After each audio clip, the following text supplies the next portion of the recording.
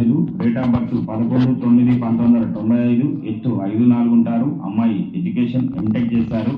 ప్రస్తుతం వచ్చేసి business analyst గా జాబ్ చేస్తున్నారు. 3 లక్షల రూపాయల ప్యాకేజ్ అమ్మాయిది. 9/1995, ఎత్తు 5'4" ఉంటారు. అమ్మాయి ఎడ్యుకేషన్ ఎంటెక్ చేశారు.